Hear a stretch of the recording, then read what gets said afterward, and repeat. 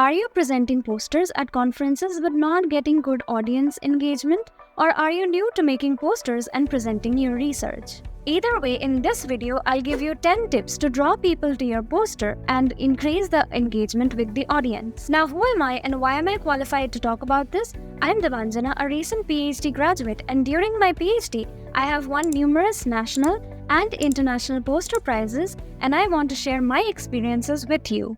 Now, what is our aim when we go to conferences? Yes, it is the lunches and dinners, but apart from that, we also go to listen to other people give talks about their research and network with other researchers. It's also a very good opportunity to look for prospective collaborators, PhD guides, and postdoc guides. So we will keep these in mind when we go through the 10 points that I have for you. The first and foremost tip when you sit down in PowerPoint to make the poster, or even if you have a previous poster as a template, open the conference website or email from the organizers and check the specifications for the poster size. Nearly every conference has its own size and style of the poster, like the landscape mode or the portrait mode. This avoids unnecessary stress later on, so that you don't have to resize the poster or shuffle the poster contents. Come to the design and input the poster size accordingly. Let's start from the top. In this poster here, you can see that I put a picture of myself in a corner of the poster. Why did I do this? Consider a scenario where someone comes to your poster and is interested in your poster. However, if you're not there at your poster at that time, it provides a chance for that person to recognize you later on in the conference and talk to you. The title of the poster should be detailed enough to tell the viewer what the poster is about, but should not be too long and boring such that the readers lose interest. To know more about how you should write your title, look at this video over here. In the authors list, underline your name as the presenting author. In the correspondence or email, consider putting your email ID as well so that researchers can reach out to you for their queries or comments. The abstract is a part of the poster that is optional. Personally, I like to put an abstract in the poster if there is space. The idea is the same, that if I'm not present at the poster, someone can still read the abstract and get a glimpse of what the poster is about. If you want to write a concise and compelling abstract, there are 4 simple questions you can answer to do so, which I describe in this video over here. Now, you have to sketch out a flow for the poster. If you already have a presentation of your work, or a paper, preprint, or manuscript, that is a great starting point. Use the data in your presentation or paper to make the different panels of the poster, including the introduction, methods and results, conclusions, and the references and acknowledgements. In this way, sketch a rough draft of the poster and then rectify with further details.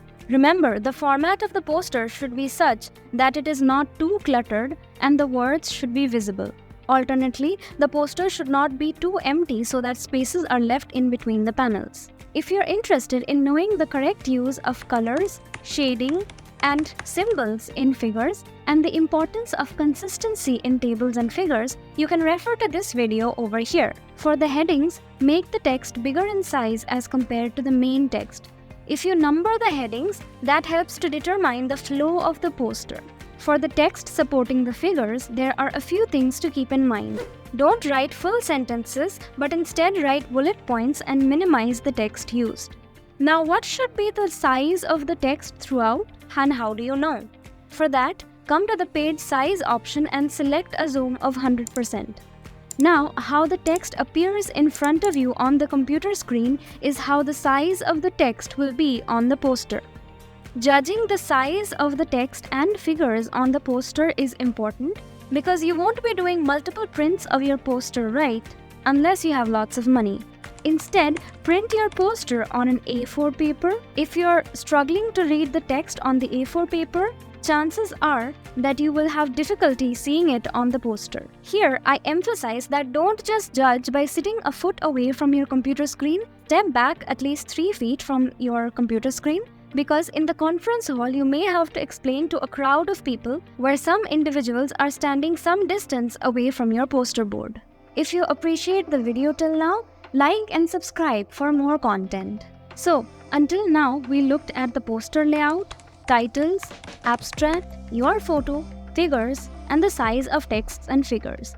Next up is something you can put if you have a published paper or a preprint, which is your paper link as a QR code. You can easily make this on online softwares, and you can suggest to your audience to go through the paper by just scanning the QR code on their mobile phones. Apart from your paper URL, you can also put your LinkedIn ID or your researcher profile because it's free publicity. Do put references of papers or relevant work. Consider also printing the first page of the paper or papers that you are presenting in your poster, so that you can hand out these to interested collaborators, postdoc guides, or PhD guides. Last but not the least, do acknowledge any colleagues, collaborators, funding agencies for research as well as travel support. Here, if you already have your PI's name in the author list, there is no need to put them again in the acknowledgement section. With that, thank you for listening and stay tuned for the next episode about tips to win a poster prize at the next conference you attend.